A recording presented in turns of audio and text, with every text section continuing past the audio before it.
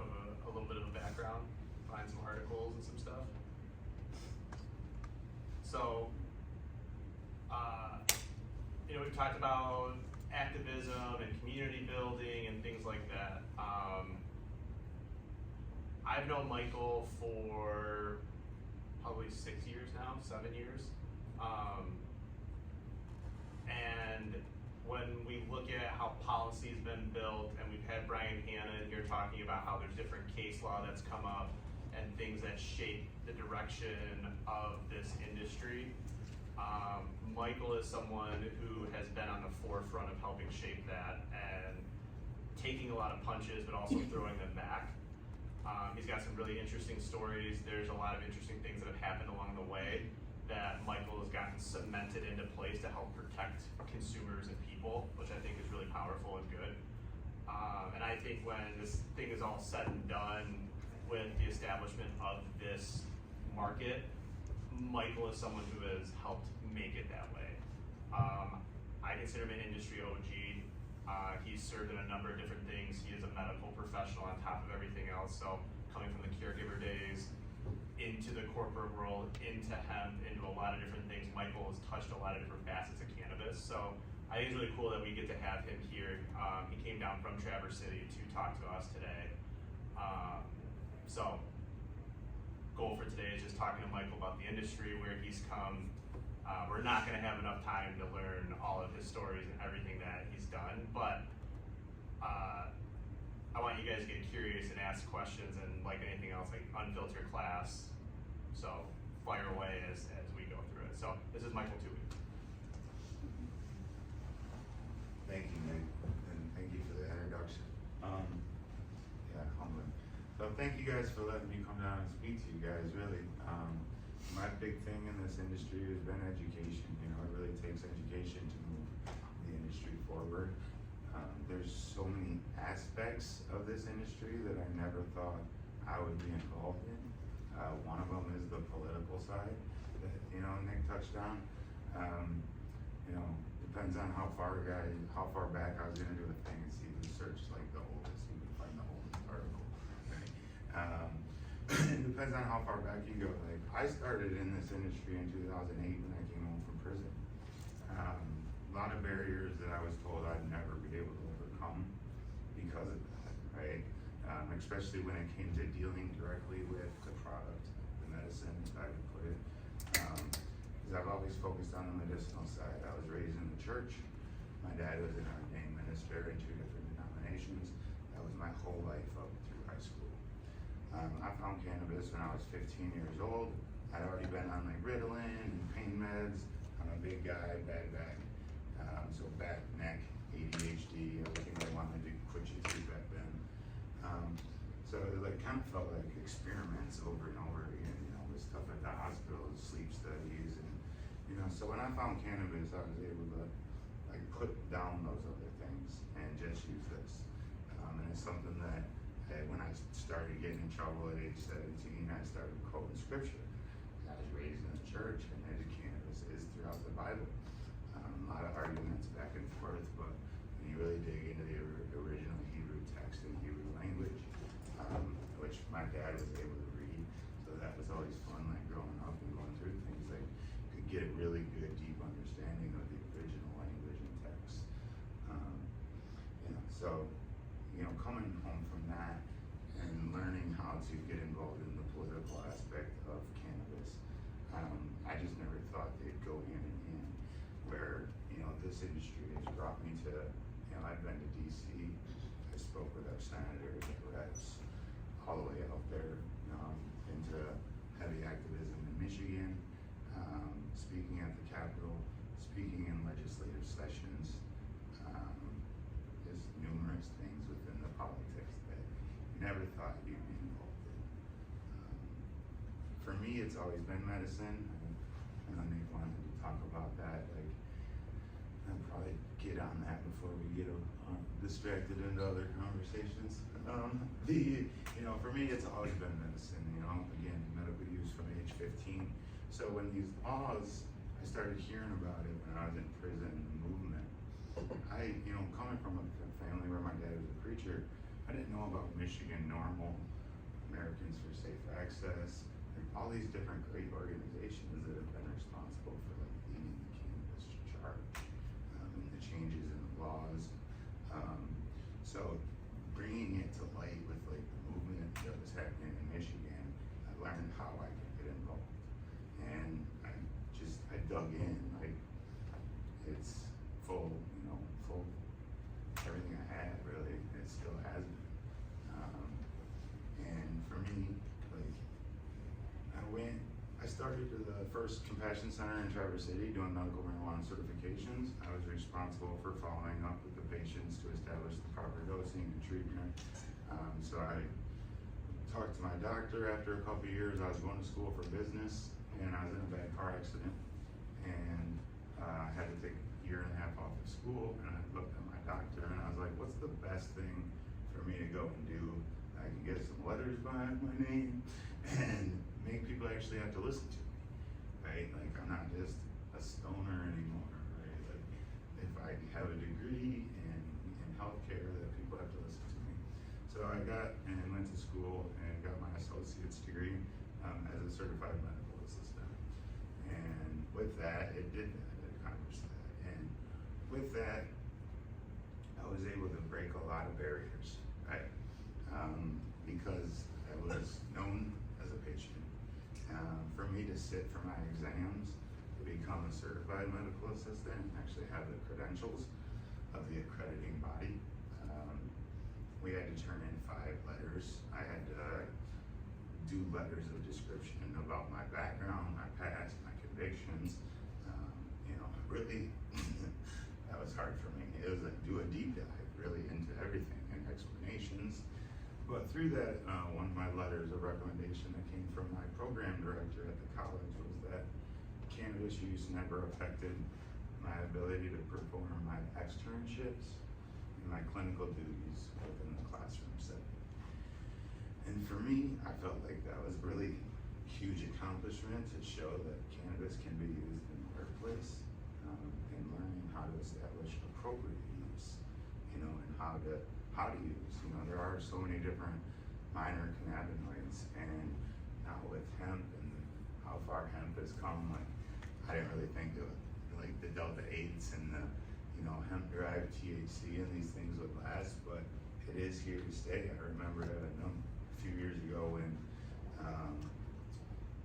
the Department of Agriculture put out the ruling that THC that was derived from hemp was legal. And now you see it, like when you make CBD isolate, you have THC as a byproduct that was legally grown, not in metric, not in the sale system, and now it's making its way to consumers in different, within limited quantities. So it's just been really crazy to see the constant changes and effects, but with that brings a lot of the awareness of minor cannabinoids like CBN to go to sleep versus just using THC to go to sleep. CBD has been one that I have focused on heavily. I was really been called like the godfather of CBD in Michigan. I've traveled around the country educating regarding CBD and hemp nutrition, and how the medical benefits of that really play out. We've seen the use of medical cannabis, CBD, and THC, support. So we've still been doing medical marijuana certification since June of 2009. So we've seen within our own practice and our own clinical setting the 65% reduction in opiates. Right? We've seen opiate substitution to the point, I actually had Traverse City Orthopedics. We had an older female patient that had a knee replacement, and she denied all of the opiates and just used our CBD drops and our CBD massage oil. And that practice actually called me and had me come in and do an in-service and staff education day on an afternoon, for them in the practice so they could better understand how that lady was able to accomplish that. So CBG has been looked at heavily for like glaucoma, reducing ocular pressure, genetic mutations, in I had a infant that had paralysis of her intestines, so we used the CBG CBD mix to help increase the mobility of the intestine and try to do like a, a replacement of trying to figure out to replace whatever was missing there to make that function properly.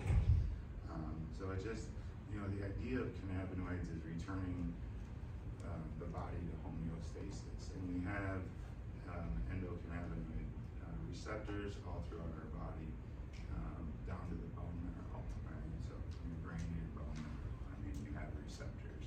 So, and the wide variety of cannabinoids, they all work and target and kind of do different things, but all work together. So like you don't want to separate them too much, or if you're using isolates, you want to put them back together in a way that they can still play synergistically together.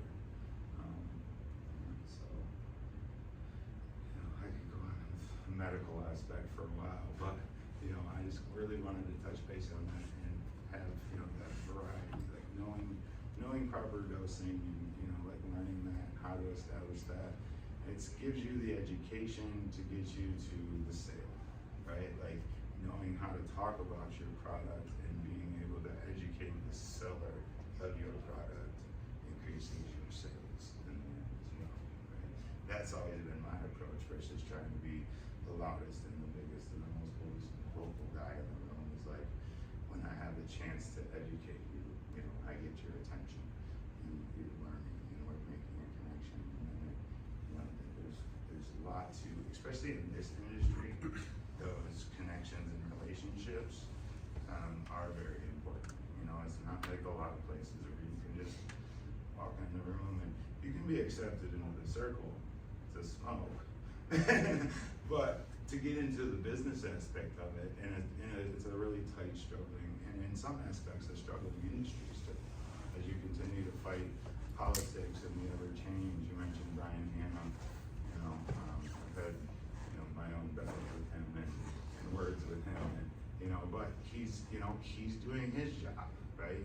But we have to do ours also, right? And it's gonna always be at bad because he came from law enforcement and he's trying to put law enforcement practices in place in what is supposed to be a business world.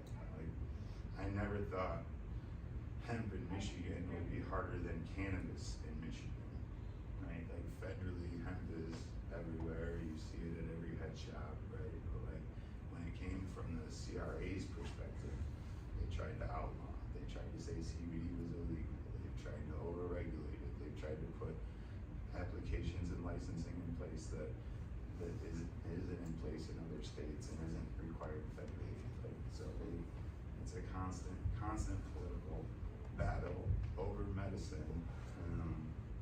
So real quick to add a little bit of color on that. So they made, you guys are a lot younger, but they made Delta 8 illegal. Do you guys remember when they did that? So part of what was happening in the back end in Lansing were all of these lobbyists that were hired by corporate cannabis companies to go in and say, look at all this Delta 8 that's in these head shops. These head shops don't have to pay $20K for a shop license. They don't have to pay or not pay the taxes. It's 280E. They're not subject to that. And they're not paying all of this tax money. Look how much tax money you guys are missing out on by allowing this to happen. And so quick, boom, boom, they outlawed it to try to reposition the tax money back to the regulated market because they thought they were missing out. And so they tampered with the free market, and Michigan is now one of the only states in the country that has very different laws when it comes to cannabinoids. It's like one of the only states in the country.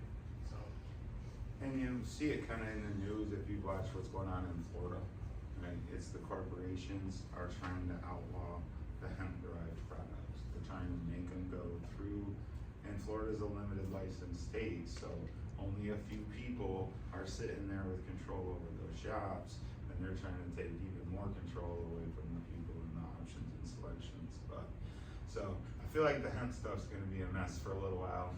Georgia charged some companies from head shops back to manufacturers a week ago, a 2 months ago, it came out. So it's like, it'll be interesting to see. They can't really do much. It's just gonna add clarity and definition, I feel like now. You know, and unfortunately, like, it takes case law to set precedents, to establish the rules of the program. Because we pass a law as the people, right? And know that you can walk around, gather petitions, and get enough support to pass your own law.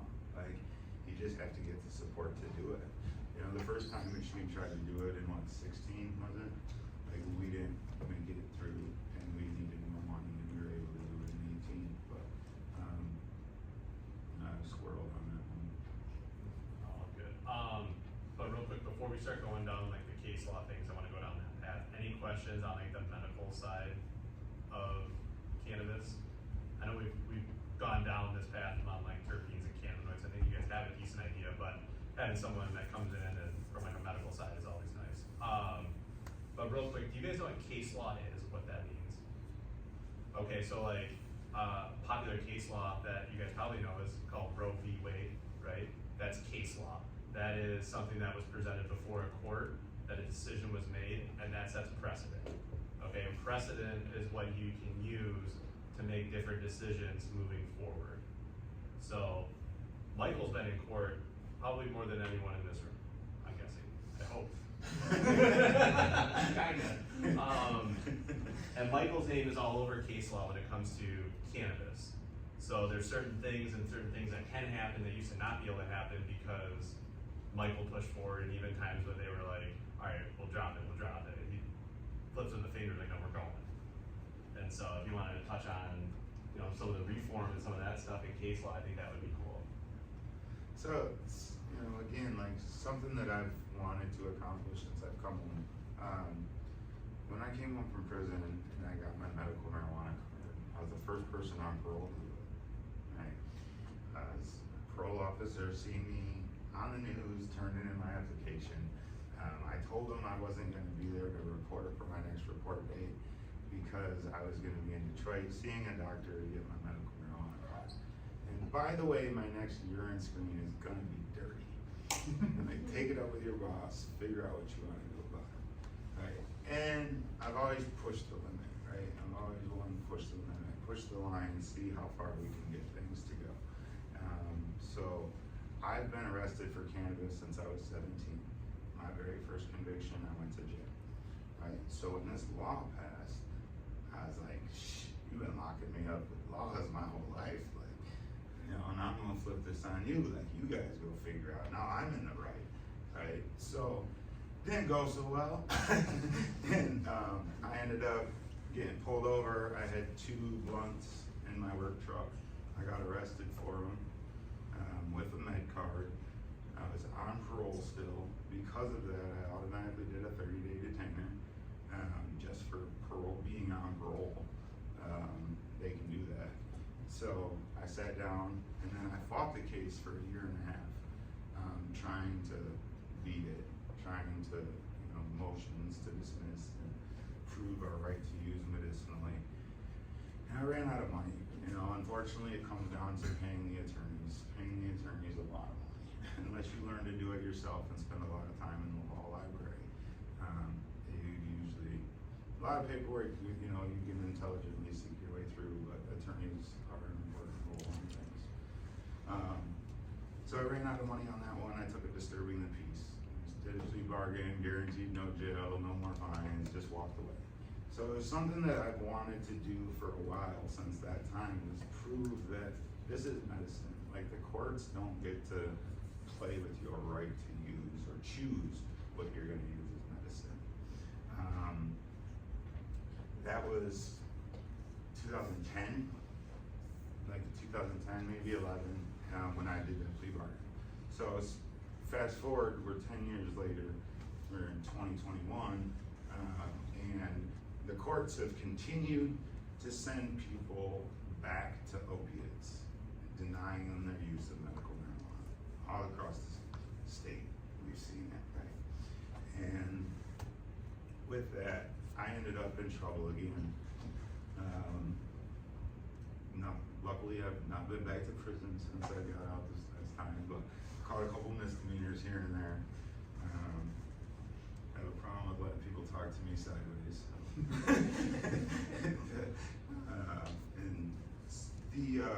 So I ended up on probation, and I ended up in court, right? And it was over my right to use cannabis, right? I'm like, cool, here we go again. Like, even though I ended up in trouble, like, I'm not gonna go to jail. I'm gonna get a chance to fight with the system again, like, cause you gotta be in the system to fight with them usually, or spend more time in Lansing. But the justice system, really, to create change, is picking appropriate case law, picking appropriate cases to establish case law, right? So this was one that was a good case to establish that, actually. We were worried about it going mute, which mute means it become irrelevant or non-relevant anymore to the court or to myself. Because it was only a 1-year probation, they were worried that it would go mute and that the Court of Appeals wouldn't hear the case. The Court of Appeals decided that they would hear the case because it would continue to happen. Because even though it would no longer affect me, it would continue to happen to other people behind me. So that was big, to be able to get them to just continue to hear it. From there, it went, and we got a 3-judge panel, got a unanimous ruling in favor of us, that the judge cannot play doctor.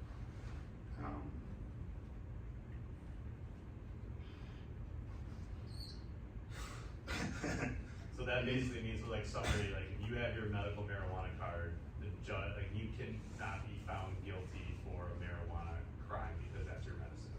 Yeah, well, it was more, you couldn't be found guilty of a crime anymore, right? As long as you had a card. But it was, once you were in trouble, they were denying you on terms of your probation. So they were making you sign off or not use, or like make it so you would sign off your right to use cannabis if you wanted to be on probation, right? Or you could just stay in jail and you can use all the cannabis you want when you come home. So it was, they were forcing people to choose, right? And with that, it would force them back to opiates, and that's just a downward problem. Like, it's the biggest problem, one of the biggest problems we have in this country right now. So with that, like, again, medical cannabis has been a fight against that whole battle as well. Like, we provide a substitute, but we're also battling big pharma, we're battling alcohol and tobacco, we're battling the police, we're battling the Prosecutors Association, like, over this plan, right? Like, you have so many people that you're being attacked from, basically. So, but with that, that 3-0 unanimous decision, we, my attorney and I, winning that decision, we won the right for people to be able to use and have the choice. And with that, it got people out of jail, it got people out of prison, and gave people their lives back where opiates had taken it. And the courts had forced them back on the opiates, giving up their lives pretty much. So that's, been probably the biggest accomplishment that I feel, that, my attributions to this. And like with that, the courts fight back, right? So with that came House Bill 5512, and House Bill 5512 ended up being Senate Bill 5512 after it passed the House, and after it passed the Senate, it became law. And House Bill 5512 gave the courts the right to play doctor again if you were in specialty court. So if you were a veteran in Veterans Court, if you chose sobriety court, and there was one other one. So if you chose to do that, like a DUI court, sobriety court, instead of normal court, this new law gave them the power to play doctor again. And then that became another 1.5 year battle trying to keep that from becoming law. So it's like every time is one step forward, it's 2 steps back when you're playing with the politics of it and the politics of the law. So that's been, anyone got any questions?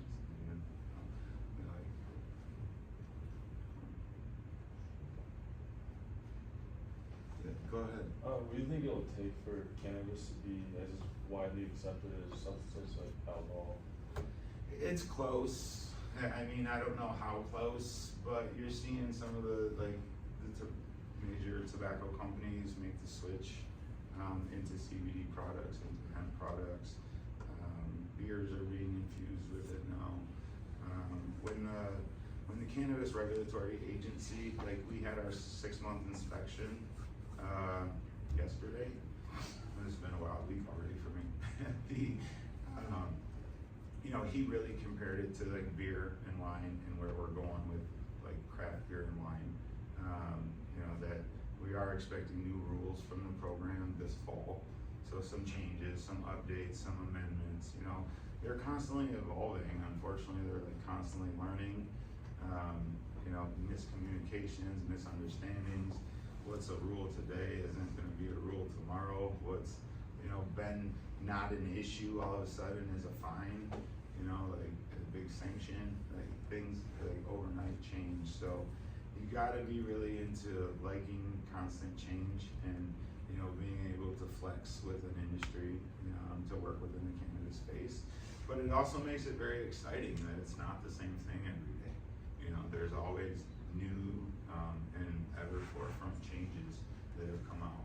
One that came out of research this year, like I've seen it a little bit in the past, but it was, CBD was always listed as a counteractive to THC, right? Like would help reverse the psychoactivity of THC.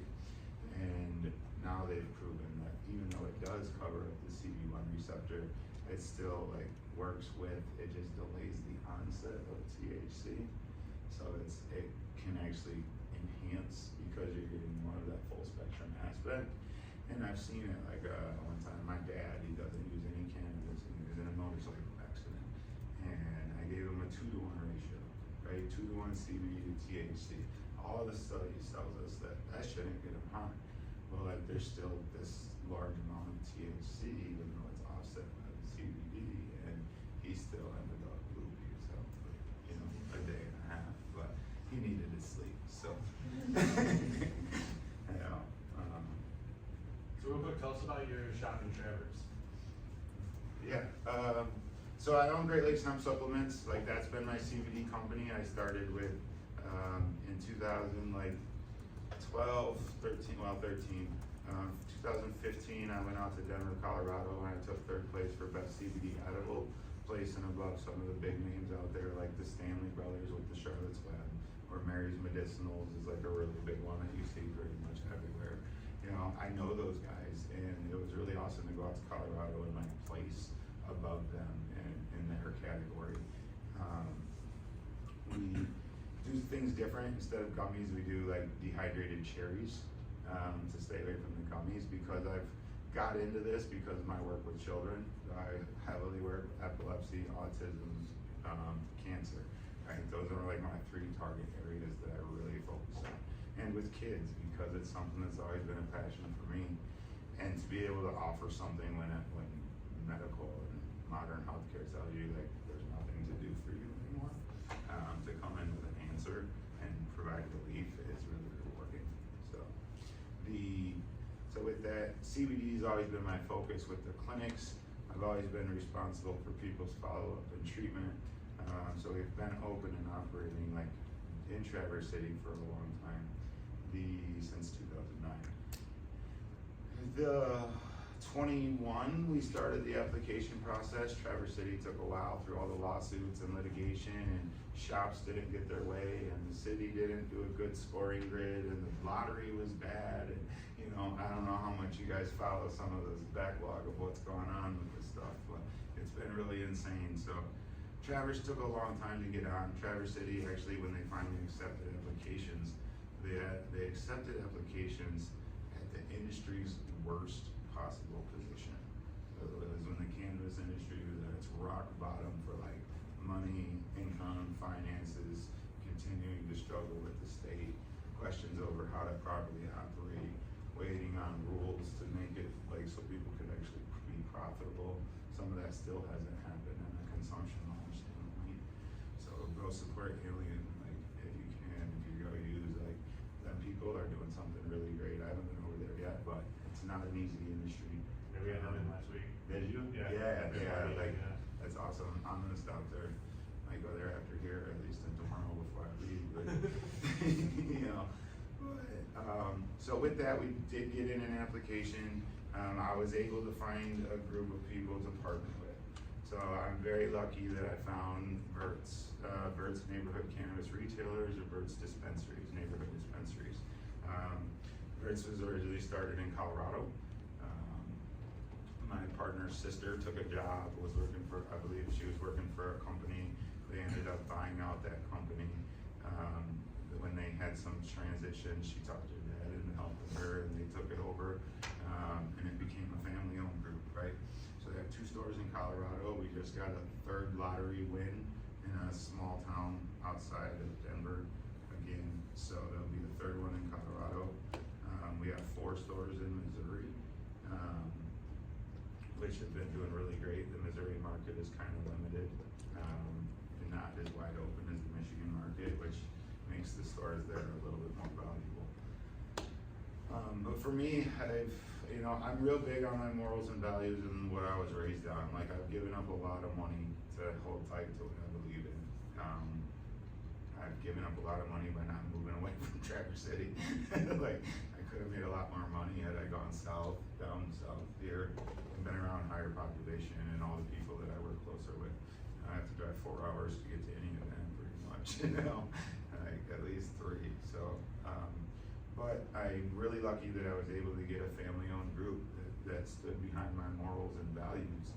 And they really, my partner put up the test too when he stuck by me through my raid. So in 2021, I got raided by the Marijuana and Tobacco Enforcement Division, and it was over hot hemp. Go figure. A year later, I can sell THCA to anybody. Right? But I got raided over hot hemp when I wasn't even growing hemp. But so like my company and my business partner, like I really put them to the test through that. Of like, here's where I'm at. I have people within the company that like walk away, leave them, like, and, he stuck by me and wrote it out. I told him I'd beat it, I was like, you know how this goes, so I was really lucky that, again, like if that would have been a corporation when the shit hit the fan, I wouldn't have a partnership today, so I'm really, really lucky on like that I did stick to my morals and values and who I worked out with. So my whole thing is like building this industry, everything I've done to this point has gone back into this industry, plus some. Again, I was raised in a church, traveled as a youth evangelist. I've led nonprofits since my freshman year in high school. I'm still trying to learn how to actually make money. My dad's a salesman. I know how to sell, but at the end of the day, I also learned a bunch of bad characteristics from that aspect too, of like giving your shirt off and giving away food from your own plate when you don't have it to give. So it's learning to balance like those things in my life still to this day. It, is a struggle, right? So, but yeah, I'm really blessed to be with the team at Verts. Like, have a job, have a position, have a partnership. A team that we're all learning, we're all growing together. Traverse City is a beautiful area. Everyone loves to come up at some point. So we're right downtown above the 3 main bars, right in the center of the town. I got really lucky with location. Location is key in a lot of aspects of business. I'm kind of glad I didn't get in the first round under medical. One, I couldn't under medical licenses because I was a felon. But under medical, they were a lot more restrictive. They put everybody in one area, everyone's clumped together. When recreational came in, it actually finally opened the DDA, with the Downtown Development Authority, and we were able to actually go into the heart of downtown. So I'm not like in the Green Mile, on the outside edge of town. Like, there's only 3 of us downtown, and we were the first ones to actually open. So I'm really excited for this summer. The Cherry Festival is always a great time, and things get busy. The winter was a struggle. We had to learn, to tighten down margins and numbers, and I'm still fighting like know, I can't run the store with nobody, but like, we're only doing, you know, 20 tickets a day on some of the slow days. So, just learning all the, you know, some of these other analytical aspects of balancing out, and knowing that I also realized that I knew a lot more about business than, you know, I realized, like, being in cannabis all these years and, you know, maintaining it. And, you know, for me, it was like still a big part of my mind was kind of, it's like a side hustle, and it's still kind of illegal. And like, it wasn't until 2018 that we could finally start looking at like paying taxes. And, you know, when I got rated, their number one question was, where's your taxes? And I'm just like, actually, I just did 5 years worth of taxes. What do you want to talk about? You know, and that felt really good because I was trying to build this industry. Like, we're trying to have, you know, we did payroll and HR and paying our taxes, you know, and all these things. And I probably did it a little early than I should have as a business standpoint, because we were building this industry. Like, it was still so new that you gotta push the limit. You gotta put some stuff out there. You gotta try to make them show that everyone's trying to do it right, so it gets everyone to learn. And that's a big part of, like, you know, when I go to shows and events, like, any money I made out of my own booth, you would spend at another booth, because this industry has been being built and still is being built all along the way here. So, you got a question? Yeah, I know you mentioned a few of them. What were, or what are some of your other accomplishments that you've made thus far in the cannabis industry? You know, like, those are probably a couple of, like, the biggest ones was school for me, and like establishing case law. You know, coming back, I knew like the raid was gonna happen as like repercussion, because not only did we sue them and made them mad and made them spend money, we made them pass new law to overturn the law that we created in case law, right? So they spent a lot of time and money over me. So I knew something was eventually gonna happen. But, you know, for me, it's still every day, I guess, is like, my thing is every year is like, what am I gonna do this year to stay relevant? I don't wanna be the person that's hanging on to what I did, you know, 10 years ago and still talking about it. I don't wanna be the old man sitting here like, I did all of these things, right? Like, no, it's like, what are you doing now, right? To stay raw, real raw and relevant, like to stay on an impact. So, you know, now it's like continuing to do social justice reform things, and that's a huge target and a huge task. But, you know, in Michigan, we have Michael Thompson Clemency Project, you have the Redemption Foundation and Release Expungement that does a lot of freeing the records. Michigan right now is supposed to have some automatic expungements for cannabis laws, and it's not happening. When you even go in and submit and do the paperwork to the judges to get those expunged, it's still not happening. They're being denied after people are celebrating these wins. And so it's a constant fight again with the system, like 2 steps forward and get 1 step back. You know, I don't know what else to say about, like, Where do you want to what see have I done? Where do Like, you want to see it go in the next few years? well, that's tough, right? Because like, there's a big talk about Schedule 3, and is Schedule 3 enough? Is Schedule 3 enough movement? You know, the big things that need to happen is just like, they need to federally make a path. They need to have better definition for the hemp and cannabis, the stuff that is going on, you know. Especially from a medical standpoint, like, you are buying intoxicating cannabinoids at the head shop and gas station, right? Like, it's not necessarily it's not gonna hurt anybody, but like from a kid's standpoint. And, you know, I still had grandma and grandpa that called the EMS and overdone it, you know. And yes, CBD can help calm them down and to help to reverse the effects of that overdose, if you want to call it that, from taking too much of a THC edible, right? You know, but they, you know, you still see these things happen. So I'm in the middle of like some control, like regulation has to be there, not control, but regulation. You know, so it's like, it's a toss up of like how much, where the Fed is gonna go with it. I don't think they can stop it, they just have to, they have to stop running from it, right? Like, they did the farm bill and they didn't put anything in it about CBD last year, like, you chose to stay hands off again. Like, your responsibility, your job is to do this. Like, it's being sold everywhere, but you're just like, you're gonna stay hands off on it and just like let it roll as it is, cause they don't know what to do about it, so, it's,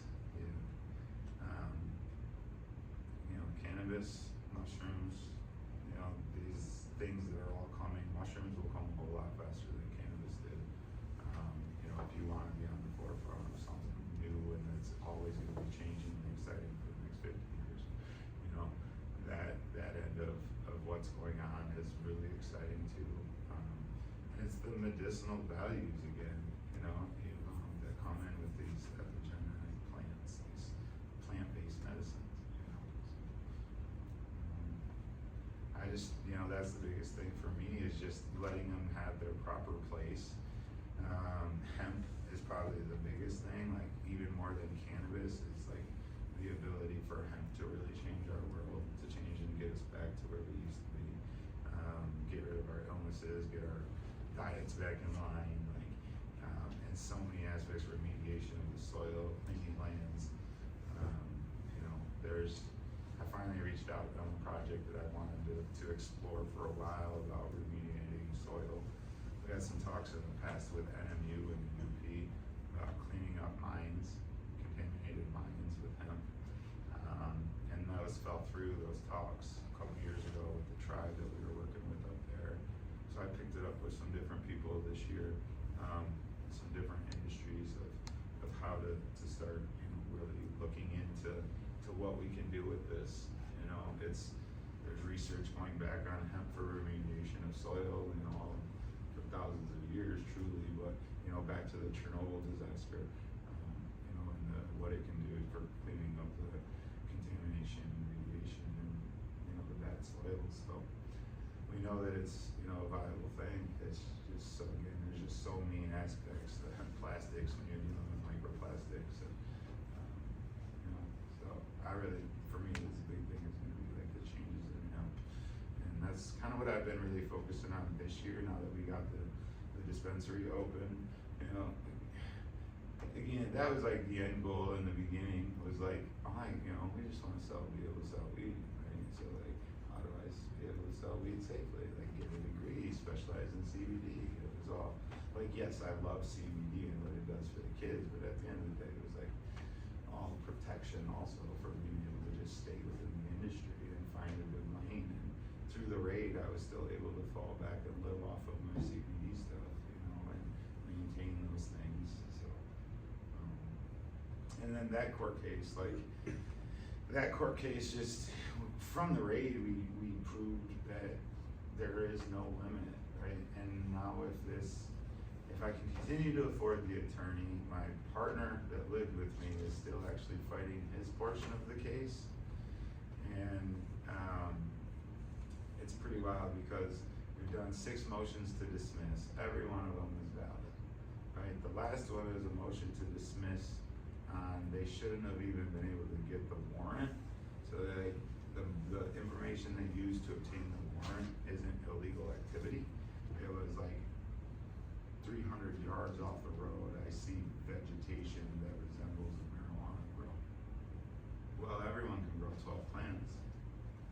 It's not illegal, right? Through my fence, 300 yards off the road, you think you see vegetation in a row? Like, come on, like, you guys. And if you know I grew hemp, like, I had rows of plants by the road when I was actually growing hemp, like right along the side of the road. You know, this year none of that was up, just my greenhouse, you know.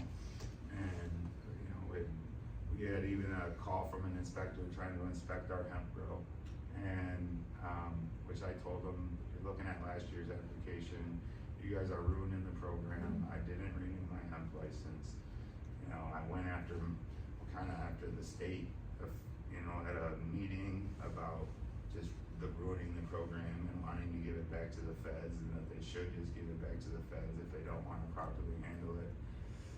So like I poke the bear. I just keep poking the bear as far as like pushing the industry forward. Like you gotta have some controversy sometimes to raise conversations to get movement to happen. I call them courageous conversations. Like you don't want to stand up and have these conversations at times, but they need to happen, right? So it's like I've been somebody that was willing and big enough and been through enough, and I feel like I knew enough that I could continually put this target on my back, right, to carry and do what a lot of other people just won't be able to do, right? So like with this case, yes, we pushed it, and I guess I was growing more than you're allowed to, but like when you go from growing 5,000 hemp plants to trying to go down and grow like 100 cannabis plants with a mixture of some hemp plants, it's kind of hard to decide which ones to keep. And we were doing seed research, so like a lot of the numbers that they look up, like I had just shy of 400 plants, well, I got 160 site cloning just to save clones at the end of the season to restart your genetics. And then 300 of those plants were in 4-inch pots as we were pheno hunting, and we just never threw the seeds out. Right? And like, man, let's just see what they do. Right? So like you could never really tell which ones were hemp, which ones weren't. Like they came through with the test and I just like, nope, that's over, and they burnt everything. They cut my entire crop down. I lost a whole year's worth of work and investment on that, At one point they talked about burning everything on the property, and I argued with them that I would literally hang them in court. That I was, federally approved through the Department of Agriculture, FBI fingerprinted and approved to grow hemp for 3 years. And if you go and burn everything that I grew for the last 4 years, we're gonna have a real problem. Like you can take what you want to today, and maybe talk a little way a little quieter. And so with that case though, we really set out that like it's not the best thing for the legal market, but no matter how many plants you grow, it is a misdemeanor. And no matter how many times you get caught growing those many plants, it's still just a misdemeanor that they cannot put you in jail for anymore, right? So I went from life in prison, which are trumped up, fake, manipulative charges, to re-trigger my past trauma and really try to just knock me out of the industry, to like, and mentally it did. It took, it wasn't until it was like coming into Christmas that I really started to feel like I was like myself again. So like a full year and a half, a little over a year about after since like pleading guilty, and I'm still on probation for it. Like I was the first person to plead guilty to the possession of marijuana, know that marijuana is not even illegal. It's not on the controlled substance list for Michigan anymore, right? At least it's not supposed to be. So again, like I set another precedence by being the first one to plead guilty to cannabis when it's no longer illegal, which is supposed to be automatically expunged from my record, but yet I'm still on probation for it. So it's, there are a lot of fun, there's a lot of firsts, but I tell you, there's a lot of nights that I don't sleep through this night either. So we're making the changes. I'm really happy to like be in the licensed market. I was actually on the Attorney General's campaign video and like quoted for like, it's so nice that medical marijuana patients can like sleep at night and not worry about raids anymore. And then they raided me 6 months later. Like after her re-election, and after she said she was gonna protect us, and then, she didn't. She was in a meeting in Traverse City like 3 weeks ago. I just sat back there in the middle of the room and said hi to her. It's again politics. Yeah. What have been one of your favorite like educator events? Educational events. Yeah. When I get to speak to other healthcare professionals. We did our own event in Traverse City for a couple of years. It was called the Great Lakes Patient Care Conference, and I did continuing education credits for healthcare professionals, so nurses, you know, even doctors, PAs, they could come in and get credits for, you know, any degree, any healthcare degree, like a lot of degrees, you have to just have continuing ed. You have to show that you're still doing and doing learning about your topic. So it's the same thing big in healthcare. You gotta be active, you gotta be doing stuff. Another one was, you know, like I spoke at Cobo Hall, which is now with the TCF Center downtown Detroit. I spoke at Wayne State University, the Science and Innovation Center. Pittsburgh, we did the first World Cannabis Conference and Expo in Pittsburgh, Pennsylvania. Pittsburgh was unique because they required doctors to put a suggested, recommended dose on the medical marijuana certification, which was problematic because it's contrary to federal law and they could lose their DEA license number over it, right? Because they're recommending an illegal substance. So it was, we went down, we helped, we did Anzelda's did the main presentation, and then me and my physician from Grand Rapids, Dr. Naveed from Elite Health, he does a specialty men's clinic in GR, who I've worked with for the last decade. We went down there, Anzelda's did like the main presentation. I went over more of the specific like dosing, and then Doc went over how to establish risk assessment and review for like opiate screening and how, you know, other risk assessment evaluations that doctors do and screen patients for prescribing or recommending the medical cannabis. So to me, that was probably one of the most like rewarding ones that I've been on. I got to meet a lot of professional athletes, a lot of, I was on a couple panels with Ed Britton, Darren McCarty. I got to do a lot of work with Darren McCarty as he's been a big activist of, you know, getting off alcohol and using cannabis to be able to like make the switch and get sober and, you know, have quality of life again. So, you know, I get around. I really enjoy being at events. I enjoy working with people. A lot of times they'll say like, I think I'm a hermit or like a homebody, but you know, I like people. It's just, it's being in the right environments and the right setting. You know, it's like things that you're passionate about, you can talk about. Like you guys can see, I get choked up talking about some of these things because it's something that I have been so heartedly believed in and committed to. And like, you know, my life has been a constant battle with this plan, and with the system because of this plan, and with my parents because of this plan, and you know, with everybody. You know, it seems like in life, relationships, and you know, so it's, you know, it's very, very impactful plan. And, you know, even spiritually, like there's books about turning on and tuning in and helping you to connect. And you know, I think cannabis really makes you like self-reflect and self-discover. You know, when you're with the, you know, appropriate use and, you know, personal use. Like these things just, they make you more aware of everything around you as far as like nature and foraging, and you know, like finally we're starting to see a lot more of those things coming back around.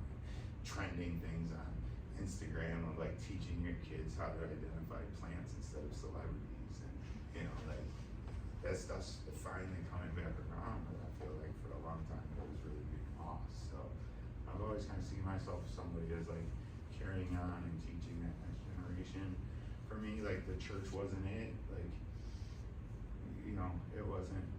I wasn't accepted.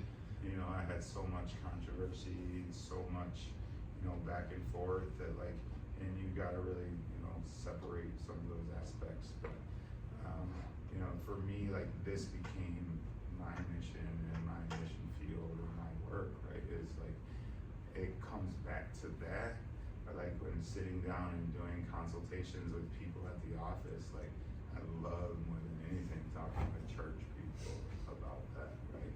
Because when you start to unveil like the lie upon lie upon lie that they've been taught regarding this plan and so many things around this plan, it comes back to what else is our government lying to us about? And like I can take you all down the road, like down that rabbit hole, like if you want to go. So know, again, for those of you that are on socials, Great Lakes Hemp, so Great Lakes Hemp is, you know, my main tag for the work, or verts.mi, VERTS, and then mine is just Michael Thue 1. So like, if you guys want to follow along, you'll learn more. I do try, you know, I'm getting better at making content.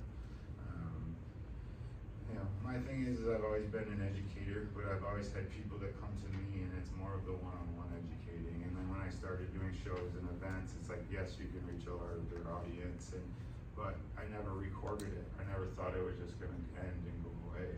And COVID hit, and things really changed. Like, you know, we're finally, like, I love to, you know, love to see this and back in class, and not, like, thank you guys for not all going online and coming into the classroom and still being involved in the experience, because, you know, you need to, just like going back to plants and foraging, like, it's communications, interactions, and these things are being lost with people, so. And last question we got for Michael? Alright, you got your handles and everything? Yeah, I just. You said put I them can out. email them out to the class too. Okay, yeah, that'd be great. If you guys make your way up to Traverse City this summer, make sure you hit up the shop. Yeah, I'm there a lot, in and out, but I've definitely spent my hours there. I just love what I do, so even being there, like, my bud tenders, my staff, my employees, like, when they're in there bud tending, like, they get to learn firsthand, right? They get to see how to talk about the products, and, you know, and I've said that to a couple other people I know that are owners of some really large companies. Like, people love to see the owner on the floor. Like, people love to see the owner out working and being involved with the people in that establishment. You know, again, it's those connections, those relationships, you know, and being able to see that people care about what they're doing. You know, we're not a loom. I'll never be a loom. You know, but. So for real quick, because these guys are all doing brand projects, they're making a new, you know, product basically to concept. So someone like you, you're in the shop, you're hands-on, you obviously know what you know.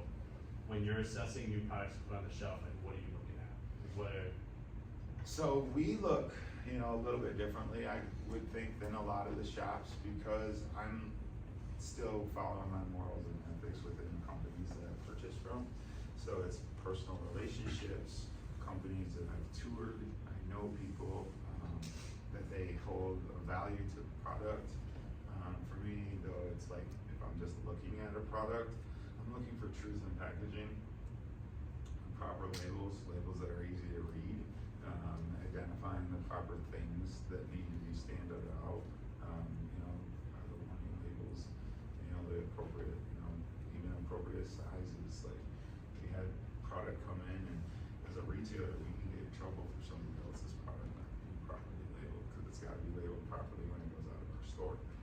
So like, there's things that, like, I've got a company that I won't reorder from except for maybe one product, but like, everything has been a difficult process for the last 6 months with this one company. You know, they can't get it together. Like, their labels are wrong, their expiration dates are wrong.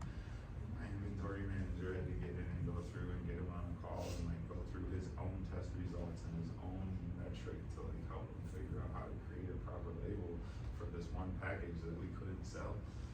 You know, and that was a company that was like, in the beginning, they're like, well, we put in our order, and they're like, yeah, it'll be 2 months, and I'm like, well, you can, and after a little while, like back and forth, and then they finally said it was 2 months, and I'm like, oh, you can cancel that order. And he like talked me into like letting him still deliver the order, because it was already to the transporter. And I'm like, all right, and, you know, and then it's like, still, like, it's been the company I've had the most problems with. It's like, I knew it from the beginning, I shouldn't have took in your products, you know?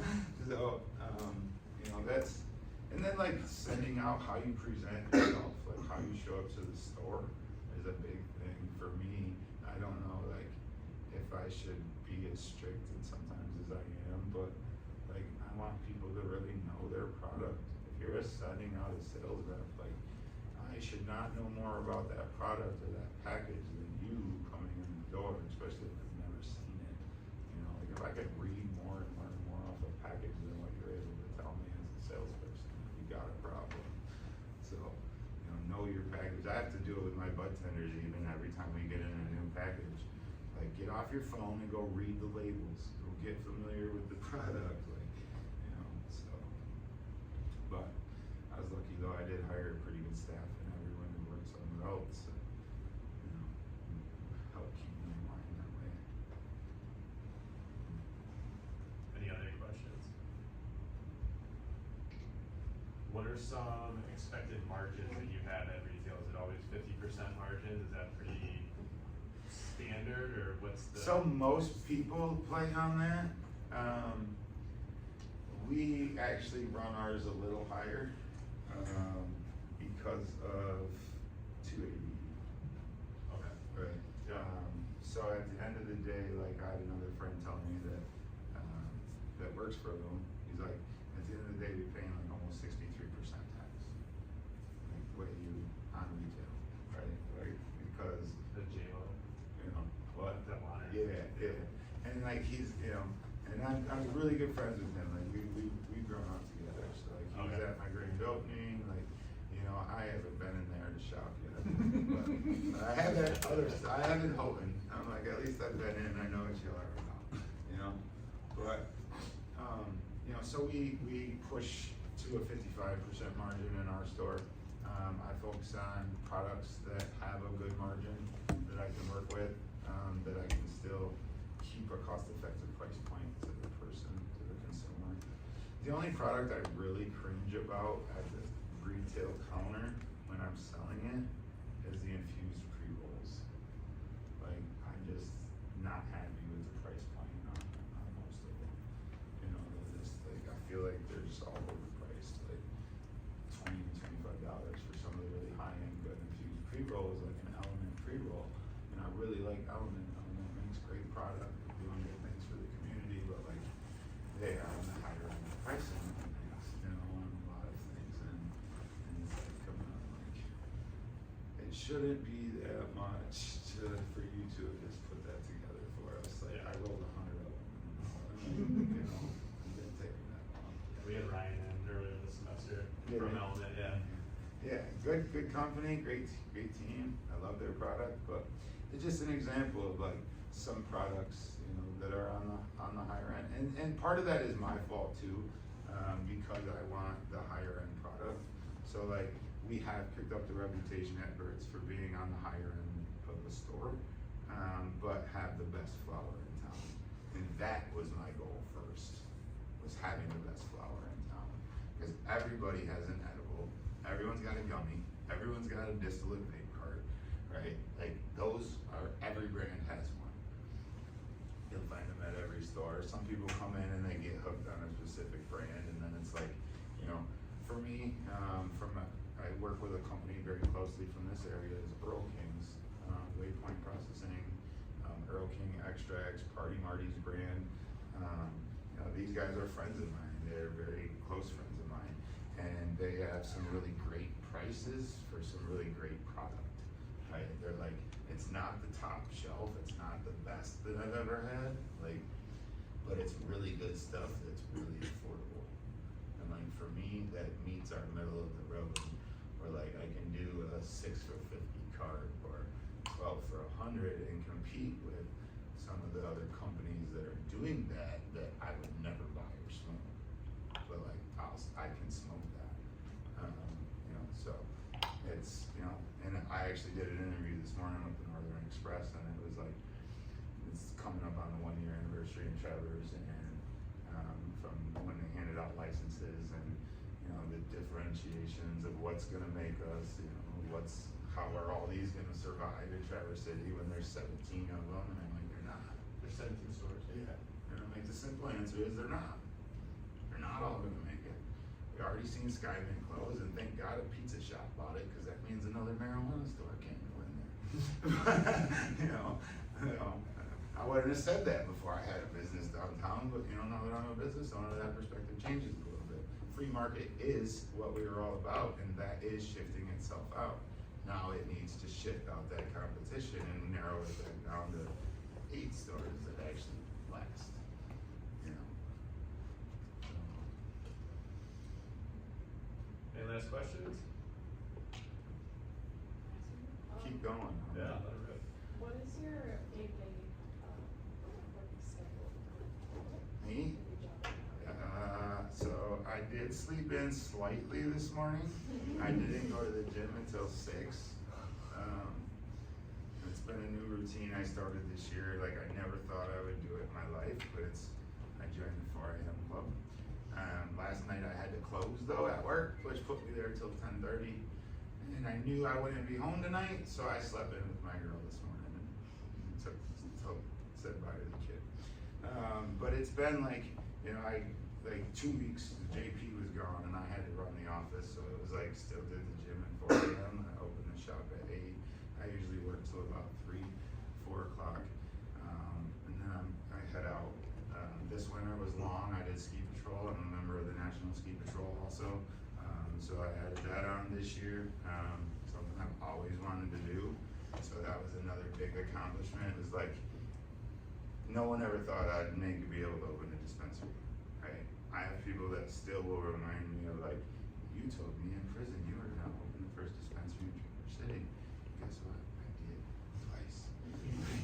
Like, we opened the first rec under medical for compassion centers, and then when rec went, not medical, but when rec went, like I did have the first store downtown, so a block away from where I started, 14 years later. So it's been a really interesting full circle and moving around town and like the ups and the downs of the industry with the money swings, like things go good and then they come in with more regulation and things go bad and they gotta work it out and things get good and then they make some more and the industry dips and again it's that roller coaster effect of like back and forth with the politicians and 1 step forward, 2 steps back.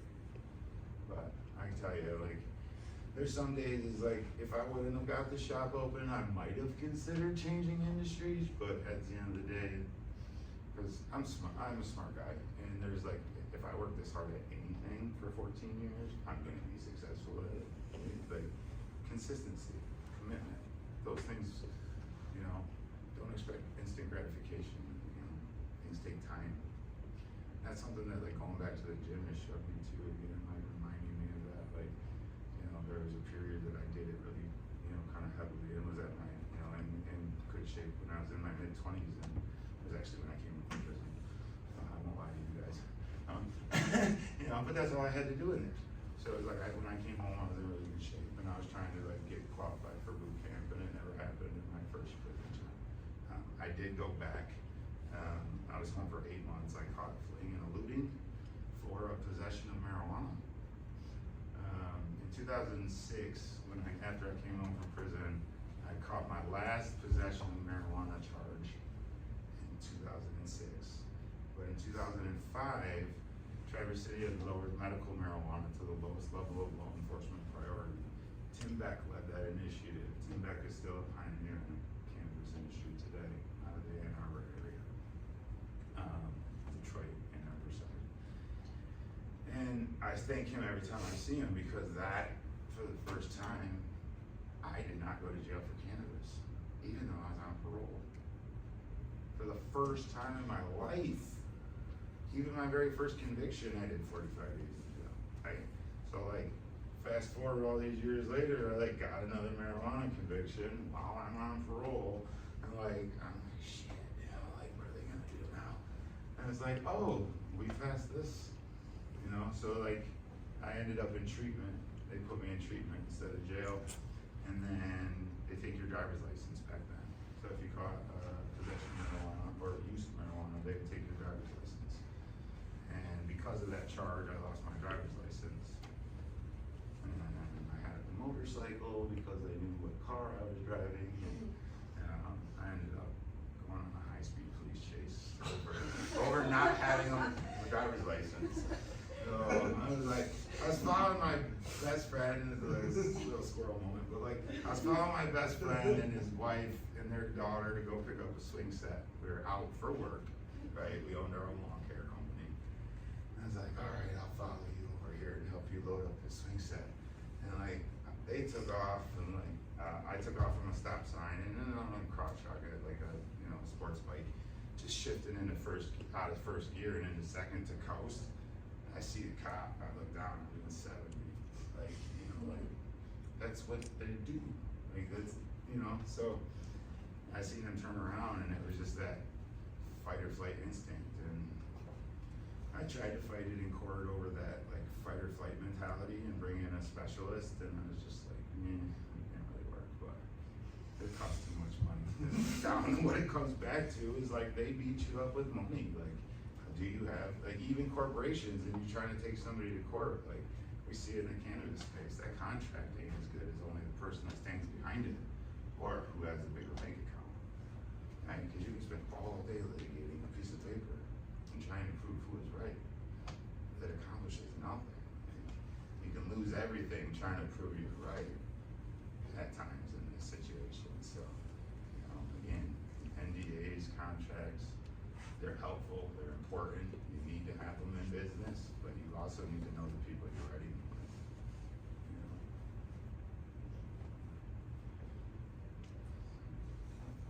Anything else? Awesome. Thank you, Michael. Yeah, no, thank you guys for having me.